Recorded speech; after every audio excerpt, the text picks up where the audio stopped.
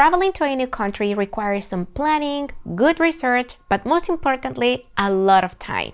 If you're traveling to Turkey and you don't know where to start, or even you're planning for the very first time abroad and you chose Turkey as your very first destination, then in this video we're gonna show you how to plan like a pro.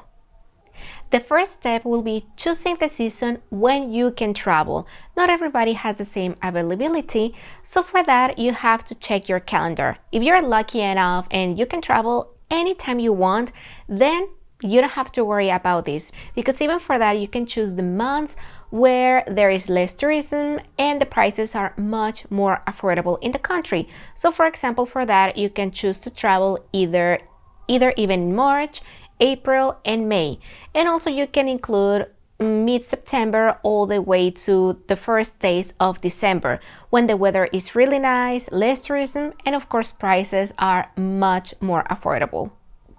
On the other hand, if you're working a full-time job and you don't have that much options to choose from, and you probably can only travel during a summer season, then don't worry, you can still find some good deals, but for that will be a little bit more complicated, of course, but still you will have a great time. The only thing that you need to keep in mind is that of course the weather will be quite hot throughout the whole country, and the prices, especially in accommodation, will be a bit higher.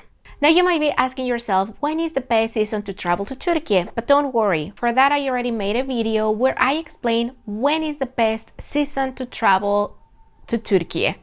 The second step will be looking for the flight tickets, and this will be the part where probably most of your budget will go to.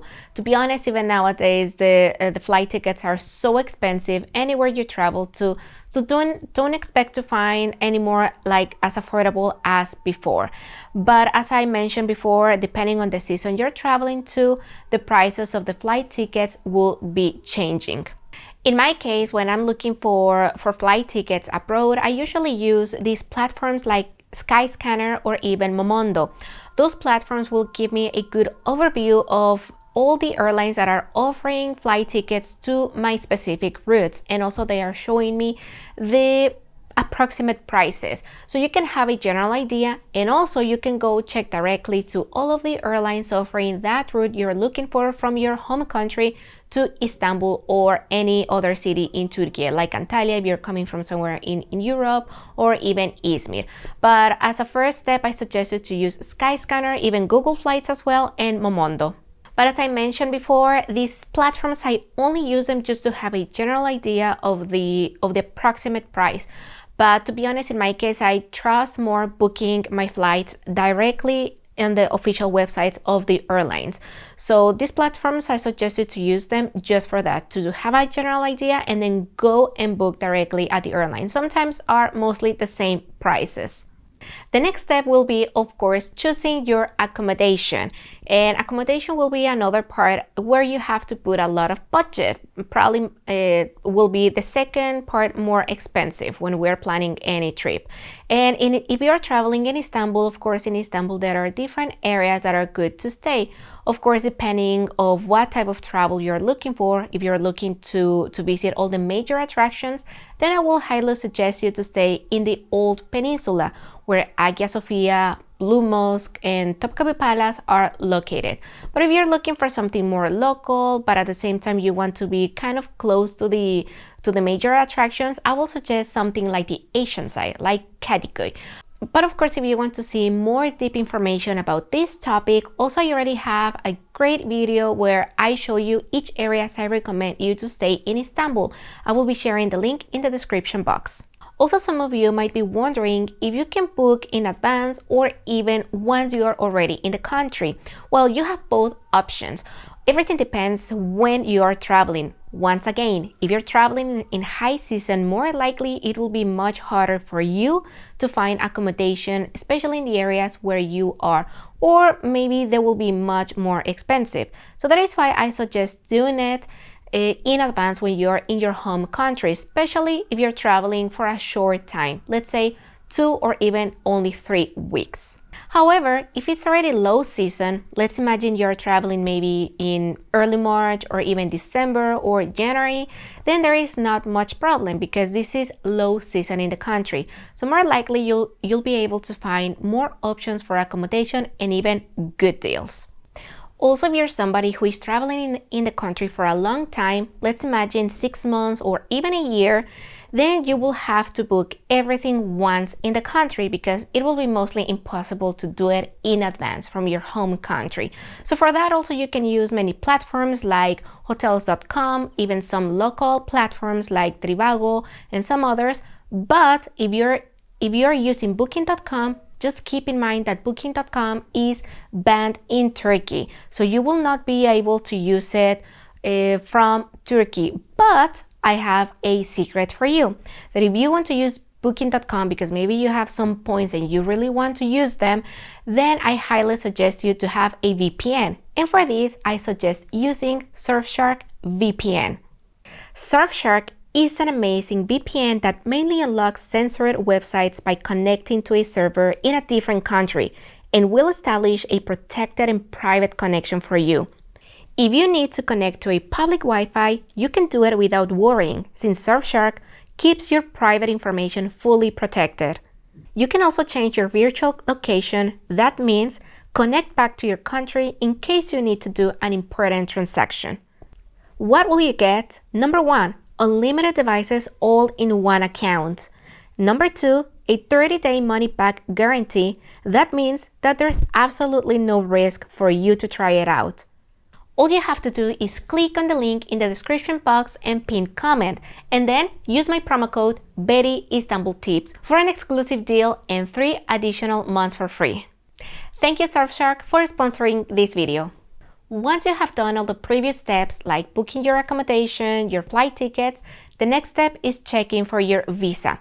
Let's remember that there are some nationalities that they have to do all the procedure directly in the embassy or consulate of Turkey in your home country. But there are some other nationalities that can only get an e-visa, like for example Mexican citizens, American citizens, and even some other European citizenships that only with their ID card or only with their passport. So for that, I will also share the link of one video that I already have made on my channel where you can see how to check for that, because I don't know what countries need to do a visa or the procedure. I can only tell you as a Mexican citizen because I'm Mexican, so I only know how to do it for Mexicans. If you're Indian, Pakistani, please check directly with the Turkish embassy in your home country. Also, something important is that I will share the official link and the official website of the page where you can do the procedure for the e-visa in case that your nationality and your passport are eligible to do so. Why am I telling you this? Because there are some websites that are only acting like intermediaries and they are charging double or triple the price just to do the e-visa for you. Let's imagine, for example, for Mexican citizens, getting this e-visa is totally free of charge, but through other websites they will charge $30–40. So that is why I am telling you, pay attention to the website, and for that, check the pinned comment and description box. I will be leaving the official website for you to check it out. This is another very common question that I get asked a lot. Do I need a travel insurance to visit Turkey? Well, let me tell you something. Maybe this might depend, for example, for those nationalities that will do the procedure, the visa directly at the embassy of Turkey or consulate. But for example, when you're doing it through the website like an electronic e-visa, you will not be required to have a travel insurance. Also, when you are coming to the country and you're at the airport and passport control, more likely they will not ask for it. But once again, everything depends on the custom that will check your papers and your visa. But in my experience, that have never happened. But I always tell you, please always get your travel insurance, because once we are abroad, we cannot know what can happen. And to be honest, having to pay from your pocket if God forbids, but maybe you have to go to the hospital, some accidents happen, because accidents can happen to anyone. So if anything happens, you already have your travel insurance. You don't have to cover those expenses all from your own pocket. So that is why I say please try to have a travel insurance everywhere you travel to. Once you have done all of this, finally you can research about the places and cities you would like to visit in the country. First of all, you have to know how many days you're going to stay in the country. So for example, if you are staying for 12 to 15 days, maybe you can cover Istanbul and some other 2 to 3 cities. In my personal opinion, I will suggest, and especially if you're a first-time traveler to Turkey, I will suggest visiting the cities, and also I'll be mentioning the recommended days per city.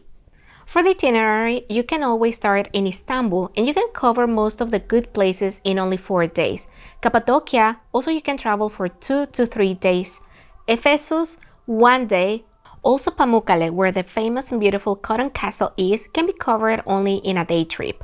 Fethiye, in case that you want to visit and experience the beautiful beaches in the country and also have some adventure with the paragliding. This one you can cover it in only 3 days. And of course, if you want to visit some of the most beautiful beaches, in my opinion, you can also include Antalya, especially the areas where Kadıköy, Simena, Kaş, Kalkan is. So for this, you can cover it in 3 days. Another tip that I really want to tell you is please do not saturate your itinerary. And I'm telling you this because even on some subreddits or even on my Instagram, they want to put like 7 cities in only 12 or even 15 days. Trust me, that is a lot. You will not, okay, maybe you can do it, but you will spend more time running from place to place than really enjoying and experiencing each places that you are visiting. So that is why I'm telling you, just choose accordingly to the time that you really have and don't try to rush or oversaturate your itinerary. Another question that many of you have asked me a lot is how easy it is to move within the country.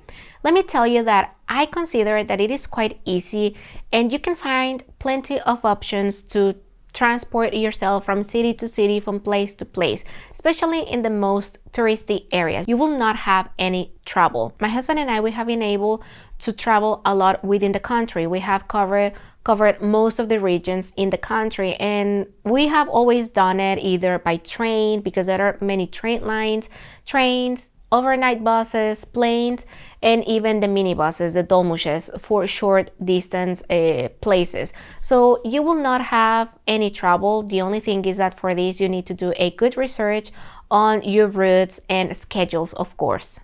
But if you find this option very overwhelming and intimidating, then don't worry, because also there's the option that if you have the budget for it, because it's not affordable, you need a good budget for this, you can also try to contact a travel agency for them to plan your trip from scratch and to the end. And basically, the only thing you have to worry about is what to pack and come to Turkey. They will plan everything for you, even the transportation by private vehicle and a private driver for the whole trip. And if you're looking for a recommendation for a travel agency, I highly suggest you Reminder Tour. My husband, who happens to be an official tour guide in English, he's working at a travel agency, Reminder Tour, and together we're also giving and organizing tours not only in Istanbul but also in other cities of the country. In fact, just a few days ago we were giving a tour for 2 weeks through different cities of Turkey, including Cappadocia, Antalya, Fethiye, Ephesus, Pamukkale, and we were touring for almost 15 days. If you're interested in that option, you can click in the link in the description box. And my last advice will be, of course, do your research. Traveling anywhere in the world requires time, patience, and a lot of research. And if you're traveling to Turkey, please, I suggest you to follow Betty Istanbul Tips, Instagram and YouTube, because here you will find everything you have to know about traveling to Turkey. We try to make updated videos often so that you can have free information about the country. But of course, if you want to avoid all of that and if you want to have more specific information that sometimes it is impossible for us to share everything in detail on our social media because it requires a lot of time, also you have the option that you can purchase any of our itineraries or guides on our Thatch shop. So for that also, I'll be leaving the link in the description box of this video. These are the things that I personally consider are very important for you to have in mind when planning your trip to Turkey and in general anywhere in the world. So let me know in comments below if you have something else that you might believe that it is important to have in mind, so also our viewers can read them. If you liked the video and find it useful, please don't forget to give it a thumbs up and subscribe to our channel. See you next time. Bye bye.